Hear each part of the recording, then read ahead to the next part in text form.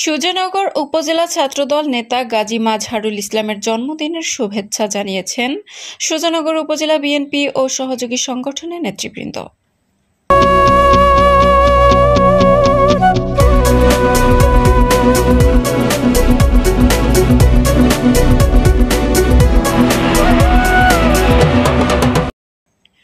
আসসালামু আলাইকুম।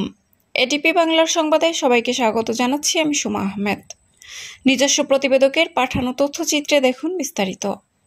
পাবনা জেলা সুজানগর উপজেলার জাতীয়তাবাদী ছাত্রদলের সংগ্রামী ছাত্রনেতা গাজী মাজহারুল ইসলামের শুভ জন্মদিন আজ 1 জুলাই।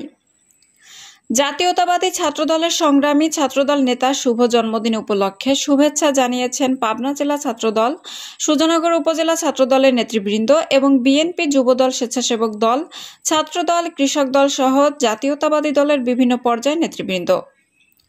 যুবদলের আহ্বায়ক মোহাম্মদ সিদ্দিকুর রহমান পিন্টু সাংবাদিকদের জানিয়েছেন, দলের দুঃসময়ে জাতীয়তাবাদী ছাত্রদলকে সর্বদাই একতাবদ্ধ করে রেখেছেন।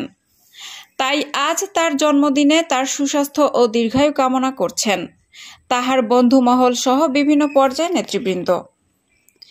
এ সময় সুজানগর উপজেলা স্বেচ্ছাসেবক দলের আহ্বায়ক মোহাম্মদ জাকির হোসেন বলেন, দুঃসময়ে গাজী মাজহারুল ইসলাম ছাত্রদলকে যেভাবে ঐক্যবদ্ধ করে রেখেছিল, আমরা তার জন্য দোয়া এবং শুভকামনা করি, তার ভবিষ্যৎ জীবন মঙ্গল কামনা করছি।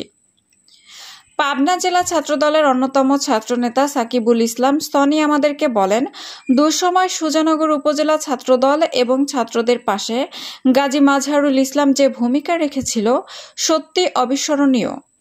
আমি তার জন্মদিনের শুভকামনা করছি এবং আমরা পাবনা জেলা ছাত্রদলের পক্ষ থেকে তার সর্বাঙ্গীন মঙ্গল কামনা করছি। জাতীয়তাবাদী মুক্তিযোদ্ধা প্রজন্মের সিনিয়র সহসভাপতি নজরুল ইসলাম বলেন, গাজী মাজহারুল ইসলাম সত্যিকারের একজন ছাত্রনেতা। সে যেভাবে সুজানগর উপজেলা ছাত্রদলকে ঐক্যবদ্ধ করে রেখেছিল, সত্যিই তা প্রশংসনীয়। জন্মদিনে তার শুভ কামনা করছি।